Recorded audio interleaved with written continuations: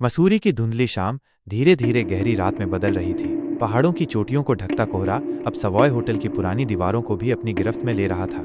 कमरे में बैठी रिया खिड़की से बाहर झांक रही थी। दूर दूर तक फैली पहाड़ियों पर अंधेरा इस कदर छाया हुआ था जैसे किसी ने काली चादर उड़ा दी हो। सवॉय होटल अपनी भव्यता और ऐतिहासिकता के लिए जाना जाता था, लेकिन रिया को आज इसकी दीवारों के भीतर एक अजीब सी बेचैनी महसूस हो रही थी। उसने लेडी गार्नेट ओर्मे की कहानी सुनी थी, एक मेहमान जिसकी 1911 में रहस्यमय परिस्थितियों में मौत हो गई थी। कहा जाता था कि उनकी आत्मा आज भी होटल में भटकती है। रात गहराती गई और होटल में सन्नाटा पसर गया। रिया अपने बिस्तर पर लेटी हुई थी, लेकिन नींद उसकी आंखों से कोसों दूर थी। अचानक उसने कमरे के बाहर धीमी फुसफुसाहट सुनी। वो उठ बैठी और कान लगाकर सुनने लगी। आवाजें अस्पष्ट थीं, जैसे कोई दूर से धीरे धीरे बात कर रहा हो। उसने हिम्मत करके दरवाजा खोला और गलियारे में झांका। गलियारा सुनसान था, सिवाय दूर कोने में टिमटिमाती एक अकेली बत्ती के। तभी उसने नीचे के कमरे से एक हल्की सी पियानो की धुन सुनी। यह एक उदास और दर्द भरी धुन थी जो उसके रोंगटे खड़े कर रही थी।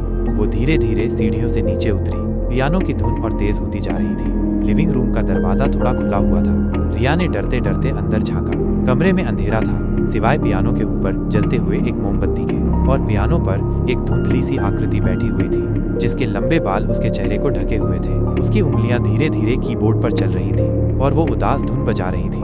रिया डर के मारे कांप रही थी। वो समझ गई थी कि ये कौन है, माइनस लेडी गार्नेट ओर्मे की आत्मा। वो चुपचाप पीछे हटी और तेजी से अपने कमरे की ओर भागी। कमरे में पहुंचकर उसने दरवाजा अंदर से बंद कर लिया और बिस्तर पर दुबक गई। पियानो की धुन अभी भी हवा में तैर रही थी, धीरे धीरे उसके कमरे तक भी पहुंच रही थी। अचानक कमरे में हवा ठंडी हो गई। रिया ने अपनी रजाई को कसकर पकड़ लिया। उसे ऐसा महसूस हुआ जैसे कोई उसके कमरे में मौजूद है, उसे घूर रहा है। तभी उसने अपने कमरे के दरवाजे पर धीमी खरोंच की आवाज सुनी। खरोंच धीरे धीरे तेज होती गई, जैसे कोई दरवाजा तोड़ने की कोशिश कर रहा हो। रिया की चीख निकल गई, लेकिन आवाज उसके गले में ही घुट गई। खरोंच अचानक बंद हो गई। कमरे में फिर से सन्नाटा छा गया, लेकिन ये सन्नाटा पहले से भी ज्यादा डरावना था। रिया ने अपनी आंखें बंद कर लीं और प्रार्थना करने लगी। अगली सुबह जब सूरज की किरणें कमरे में दाखिल हुईं, तो रिया ने धीरे धीरे अपनी आंखें खोलीं। कमरा वैसा ही था जैसा उसने छोड़ा था। दरवाजे पर कोई निशान नहीं था। पियानो की धुन भी गायब हो चुकी थी।